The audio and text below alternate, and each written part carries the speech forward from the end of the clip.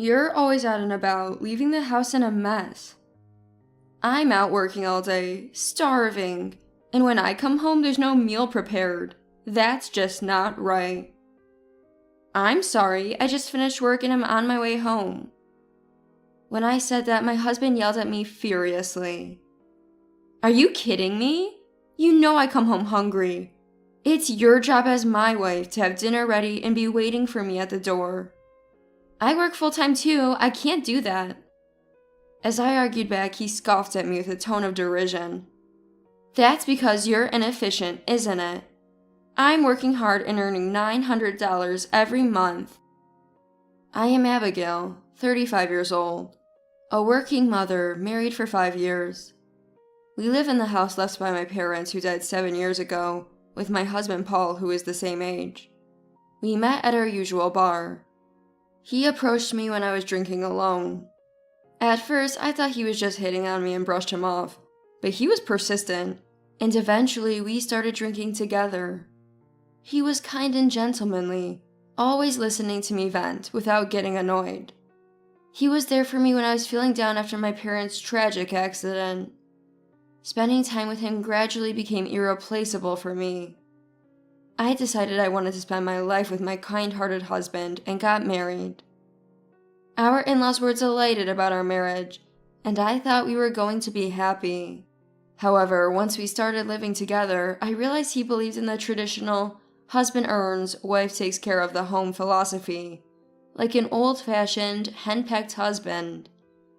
He wouldn't agree to share household chores and push everything onto me. Even if I was busy with work and came home late, he never helped with housework and criticized every little imperfection. The only reason you're working is because you're bad at managing things. As the head of the family, I'm doing my part. It's your most important role to manage the housework perfectly. Don't use work as an excuse to neglect your duties. He berated me with harsh words. Despite multiple attempts at discussion, he never budged from his beliefs.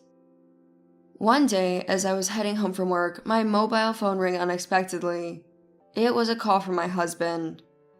As I hastily answered the phone, my husband's irate voice came through, loud and crackling.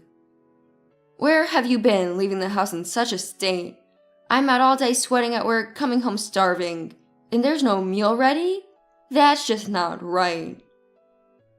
I'm sorry, I'm just finishing up work and I'm on my way now. If you're hungry, there are some snacks in the cupboard. Can you wait a little while?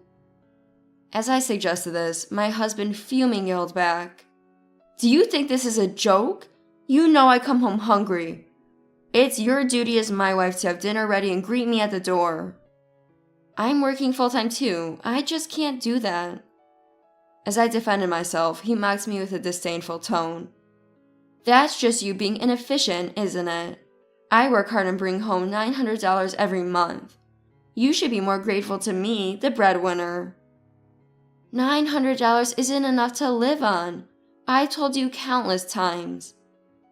Just then it started to rain, contrary to the clear forecast in the morning. Reluctantly, I tried asking my husband to help out. Could you please bring in the laundry? It started to rain. His response dripped with exasperation. What? You can't expect me to do such tedious tasks. That's your responsibility. Our budget is tight because you can't manage it properly. I earn enough, but I allow you to work because of your demands. Don't you dare slack on your household duties. I'm hungry and irritated. I'm going out to grab some food and hit the slots. With that, he hung up without waiting for my reply. I sighed heavily and trudged home. Arriving, I found the laundry completely soaked from the rain, left abandoned on the balcony. Disheartened, I gathered the wet clothes and threw them into the washer. My husband has been working at a relative small factory for about 15 years, but seemingly not skilled enough. He's still earning a mere $900 a month as a trainee. I've repeatedly expressed that $900 isn't nearly enough to live on, but he turns a deaf ear. Having never worked part-time as a student or gained experience elsewhere, he firmly believes he's doing enough as a provider. Left with no choice, I've been working hard to support our family. Recently, my efforts were recognized, and I was honored with a promotion, but with it came an increase in workload and often overtime. I was being overwhelmed with the demands of balancing work and household chores, yet my husband showed no concern or effort to help. The next day after finishing work, I returned home to find my husband sitting sulkily with his arms crossed. "Hello?" I greeted him. He glared at me and bellowed back. "You forgot already? I told you just yesterday to have dinner ready and greet me when I return. You're really useless." "I said it before, we both work. When I come home late, you, as an adult, can manage something like buying ready-made meals, can't you, Paul?" As I reasoned, my husband sighed dramatically. "Ugh, married you thinking I hit the jackpot with a moderately attractive woman with her own house and no annoying in-laws. Turns out you're just a washed-up hag. You don't care about your appearance anymore, and I can't find a single good thing about you. How dare you? Is that all I am to you?" I frowned, and he continued unabashedly. "What's wrong with choosing a spouse based on certain conditions? You fell for me because I was kind to you, right? My act of a gentle gentleman was convincing, wasn't it?" "I was completely fooled," I replied sarcastically, and he said smugly, "Right? Maybe I should take up acting. As for you, even a bit of effort to keep your husband interested would help. But the way you neglect yourself on weekends, I can't stand it anymore. A wife ugly and useless at housework deserves to be served with divorce papers, don't you think?" He then headed towards the door, and I followed him calling out, "Where are you going?" He turned with a sardonic smile. "I'm leaving this house for a while. It's all your fault, so I'm taking all our savings. I won't return until you apologize sincerely and realize what it's like without me, the man of the house. Think hard about it." He left me standing there dumbfounded. The savings he took were meant for our future children, which I had been diligently saving despite his unreliable income. I thought we shared the dream of building a warm family, but that was my misconception. All I could muster was a dry laugh of disbelief. 3 months later, on my day off lounging at home, my phone rang unexpectedly. It was my husband. "Hello?" I answered, and he spoke cheerily. "Abigail, long time no see. Have you reflected yet? Without me, the head of the household, you must have had a hard time. If you repent and dedicate yourself to me, I might consider coming back home." "I haven't been struggling at all, and I certainly don't want you back. Besides, I sold my family home and it's gone now, so where do you plan to return to?" As I calmly responded, my clueless husband became flustered and exclaimed, "What? Don't be ridiculous. Even if it was my home too, why would you do something like that without consulting me?" "I'm not joking. There's a plan to build a large shopping mall in the area, and they approached us a while ago for a buyout. Everyone in the neighborhood agreed, and it made no sense for us to stubbornly refuse. The house was old, but we got a good deal, above market value." As I explained, my husband suddenly became verbose. "If we got money, then fine. Since we sold our house, that money's partly mine, right? Give me the new address. You've had time to reflect, right? It must be hard without me, the head of the household." "No, I haven't been struggling at all. I see no reason to repent, and I've been quite comfortable without you around. Let's take this opportunity to divorce." My decisiveness panicked him. "Why does it come to this? I earn $900 a month. You should be struggling without me. Isn't it harder for you without the head of the household?" I sighed at his naivety and patiently corrected him. "Actually, I've been the one supporting our finances. I earn far more than you, still a trainee after 15 years. Last month, I earned about $4,000. You're under my care, yet you delude yourself as the breadwinner. You probably want to get rid of your ugly and useless wife, right? Well, it's mutual. Your leaving was the wake-up call I needed. For that, I'm thankful." His voice quivered as he pleaded. "Wait, please. I didn't mean what I said. It was just in the heat of the moment." I probed, testing him. "Really? Then where have you been since you left? Caught off guard, he stuttered. Business hotels, you know? Don't lie, I know everything. I've had suspicions about your affairs, especially these past 3 months. You've been gallivanting around. It wasn't hard to find evidence. College girls, shop clerks, aspiring models, and wealthy madams.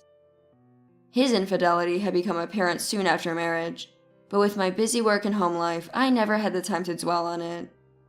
Once, when my husband fell asleep with his phone open, I accidentally saw that he was using a dating app. Later, I casually registered and sent a message to my husband, which he read and replied to instantly.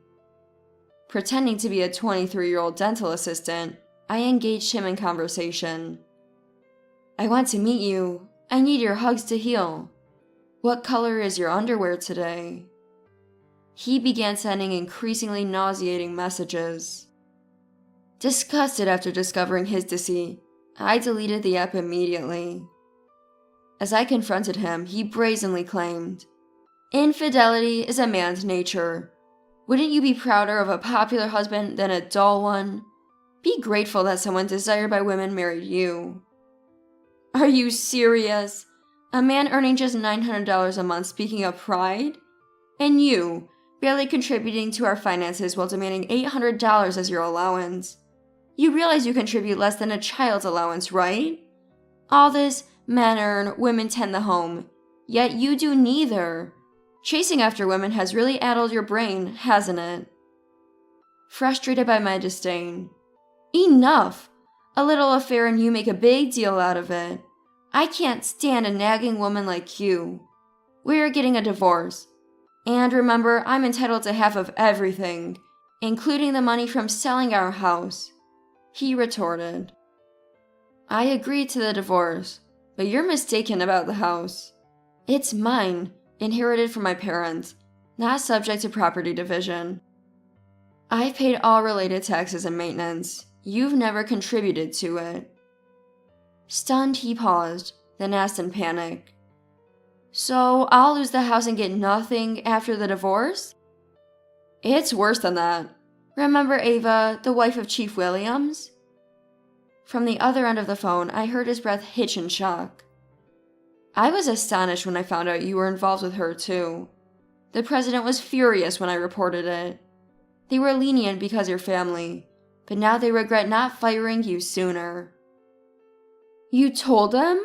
How could you betray your own husband? What will I do if I'm fired? My husband ranted at me, but I stood my ground.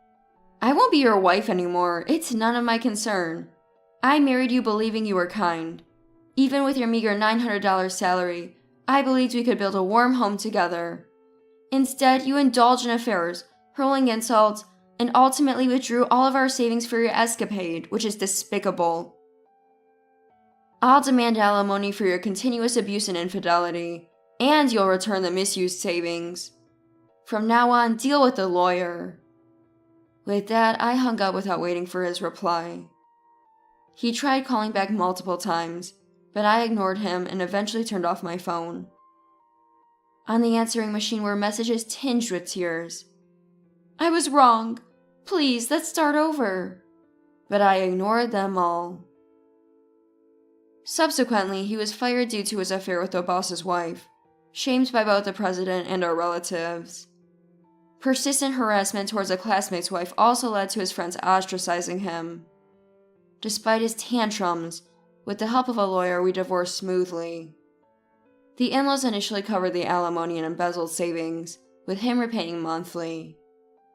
After our divorce, my ex-husband attempted to return to his parents' home, but they refused him entry, saying, "We don't mind the repayments being transferred. Just don't ever come back to our house." And apparently they cut ties with him. Now he's rumored to be living in destitution, wrapped in cardboard by the river, scavenging through trash, scorned by passers-by. Post-divorce, I delved deeper into work and was promoted to lead a significant company project. I threw myself more into work, and the project was a huge success. Many people from the company were involved, regardless of gender.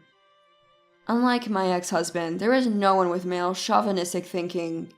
Everyone cooperated and worked together as a team. At the celebratory party, I resolved to continue striving for a better society.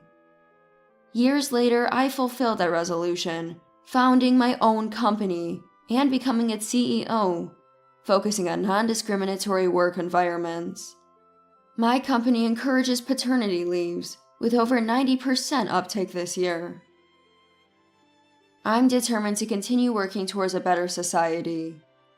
My former colleagues, while initially reluctant to let me go, ultimately supported my decision, knowing my resolve. My company is now a beacon of equality, promoting work-life balance for all.